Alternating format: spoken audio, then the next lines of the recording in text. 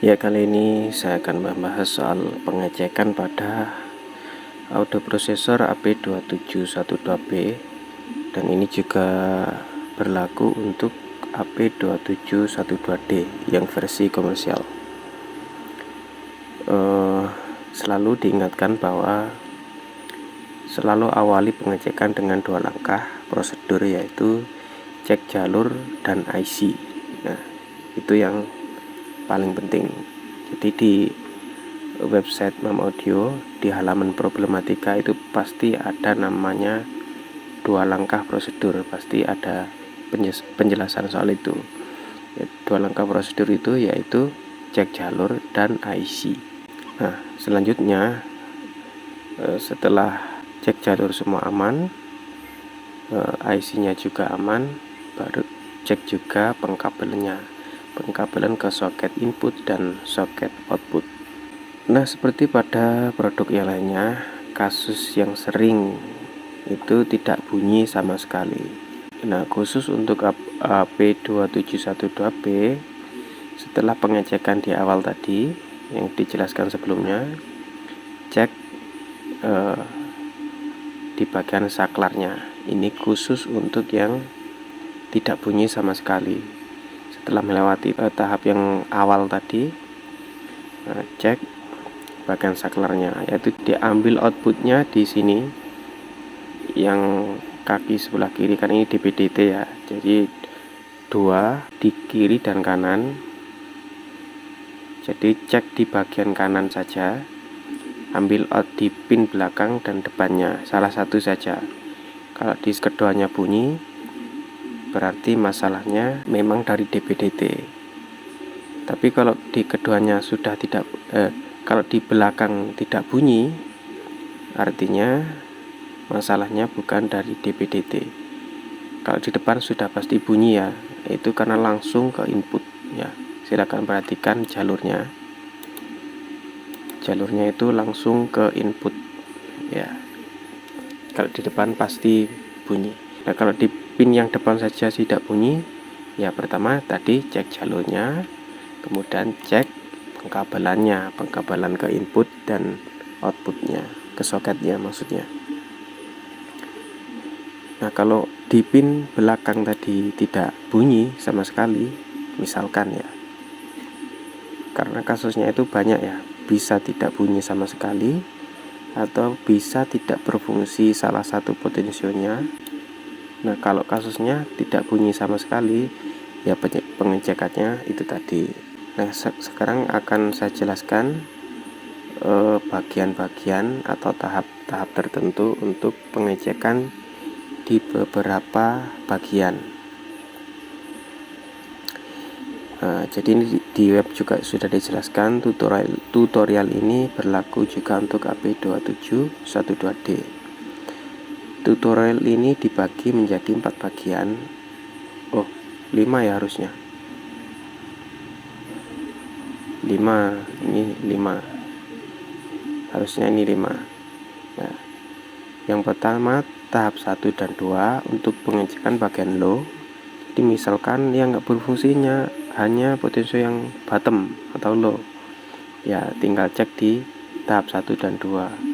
Atau yang nggak bunyi atau nggak fungsi bagian middle-nya, ya cek di tahap 3, 4, dan 5.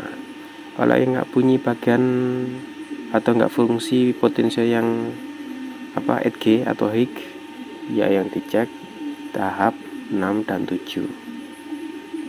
Di web sudah dijelaskan cukup detail ya, cukup lengkap. Tapi kalau masih belum paham juga atau ada yang perlu dipertanyakan, silakan tulis di kolom komentar pertanyaannya, atau bisa kolom komentar di web atau di YouTube. Saya akan jelaskan juga di sini tahap 1 itu pengecekannya di mana, tahap 2 di mana. Jadi untuk tahap 1, ambil outputnya di pin 1 IC paling kiri. Ini ya, di sini. Ini adalah output buffer untuk bagian low-nya atau bottom-nya. Mungkin dia ada prosesor yang tokoan. Port fase ini nggak hanya pengaruh ke middle, tapi pengaruh juga ke busnya atau low-nya. Nah, untuk AP2712 series itu berfungsinya justru hanya untuk middle-nya. Padahal sistem kerjanya sama, hanya saja di AP2712 series ini filternya antara middle dan low itu nggak overlap, jadi nggak saling pengaruh.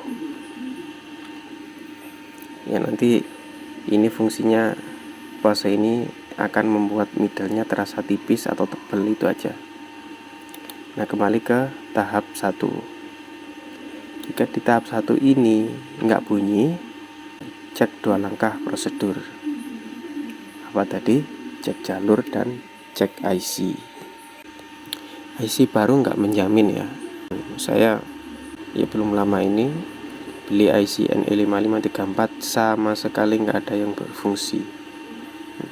Saya ganti ke TL071 langsung bunyi. Itu NE5534 kan kalau produk Mam Audio adanya di in-out balance, di input balance. Nah, di input balance-nya itu saya kasih NE5534 masih baru, nggak bunyi. Saya ganti TL071 bunyi. Ya, itu membuktikan bahwa IC baru nggak menjamin sudah pasti bunyi, enggak. Nah, kalau di sebagian tahap 1 normal, lanjut tahap 2, yaitu ambil outnya di pin 7 IC nomor 2 dari kiri. Di sini ya, ini adalah filter busnya. Nah, kemudian kalau nggak bunyi ya kembali cek 2 langkah prosedur, cek IC, cek jalur. Kalau IC aman, jalur juga aman, gimana? Ya cek potensionya. Itu langkah terakhir. Kalau misalkan IC normal, jalur aman, potensio juga normal, ya mungkin harus ada analisa lagi. Itu untuk pengecekan bagian low. Kemudian tahap ketiga, misalkan tahap ketiga 45 itu untuk bagian middle. Misalkan yang nggak berfungsi itu bagian fase atau body, ya dicek langsung di tahap 345. Tahap ketiga itu outnya langsung ambil di kaki tengah potensio fase.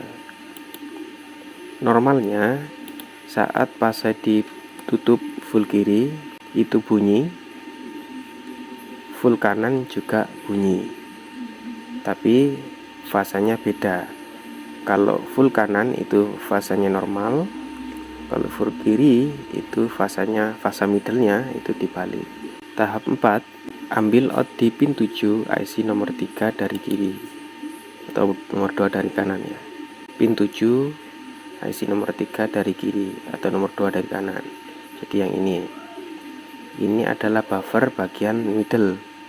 Oh ya, untuk bagian pot fase tadi ya, kalau full kiri bunyi normal, full kanan bunyi normal, tapi kalau dibuka separuh itu mati atau mungkin ada suara pelan gitu. Nah, kalau di pot fase ini nggak bunyi di kaki duanya, yaitu bodinya, potensio body atau middle-nya ya nggak akan berfungsi. Nah, kembali ke tahap 4. Jadi ambil outnya di pin 7 IC nomor 3 dari kiri. Ini adalah buffer bagian middle. Kalau normal, cek ke tahap selanjutnya, tahap 5. Ambil outnya di pin 1 IC nomor 3 dari kiri. Jadi yang ini di sini. Ini adalah output filter middle. Kalau di pin 7-nya tadi buffer yang sekaligus juga ada HPF-nya. Jadi selain buffer juga sebagai HPF. Kalau pin satunya itu bagian bandpass filternya, jadi filter middle. Nah, itu untuk pengecekan bagian middle, yaitu tahap 3, 4, dan 5. Kemudian tahap 6 dan 7 itu bagian high. Misalkan yang bermasalah itu di bagian high, misalkan potensialnya nggak fungsi. Oh ya, di tahap 3, 4, 5 tadi, misalkan jalur aman, IC aman, ya cek potensialnya. Nah, ini berlaku juga di semua di tahap 1 sampai 8 ya. Misalkan jalur aman, IC aman, ya cek potensialnya. Sekarang bagian high, yaitu di tahap 6 dan 7. Di tahap 6 kita cek bagian buffer untuk hignya, yaitu di pin 7 IC paling kanan ya, di ini buffer bagian hig juga sekaligus sebagai HPF. Di HPF nya double, makanya slope-nya bisa tinggi, berbeda dengan ada prosesor pada umumnya. Ini bagian HPF high dan HPF middle itu double, LPF low juga double, makanya agak ngesap ya. Mungkin sebagian merasa ini terlalu halus, terlalu ngesup, atau terlalu rendah frekuensinya bagian low. Kalau dirasa terlalu rendah ya tinggal dikecilkan aja kapasitornya. Nah, kembali di bagian high, yaitu tahap 6. Jadi pin 7 IC paling kanan itu buffer bagian high sekaligus HPF nya. Kalau normal, lanjut ke tahap 7, yaitu ambil outnya di pin 1 IC paling kanan.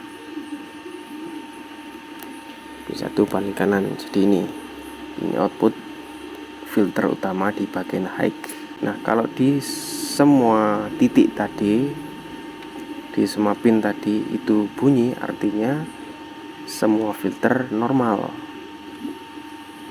Nah, misalkan tetap nggak bunyi, semua filter normal tapi tetap nggak bunyi di outputnya, padahal saklar juga normal, misalkan ya dicek di bagian mixer atau penyampur, yaitu tahap 8.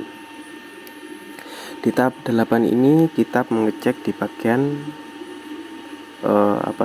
mixer atau penyampur, yaitu di pin 7 IC paling kiri. Ini adalah output mixernya atau penyampurnya.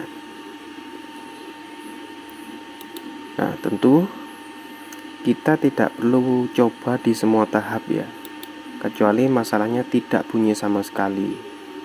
Itu baru dicek semuanya, dari tahap 1 sampai 8 baru dicek semuanya. Tapi kalau tidak berfungsi di salah satu, misalkan middle, ya dicek aja langsung di tahap 3, 4, 5. Kalau yang nggak bunyi atau nggak berfungsi bagian low atau bottom, ya lah dicek di langsung tahap 1 dan 2. Kalau yang nggak bunyi atau nggak berfungsi bagian high atau edge, ya langsung saja di tahap 6 dan 7. Jadi itu untuk pengecekan ada prosesor AP2712B.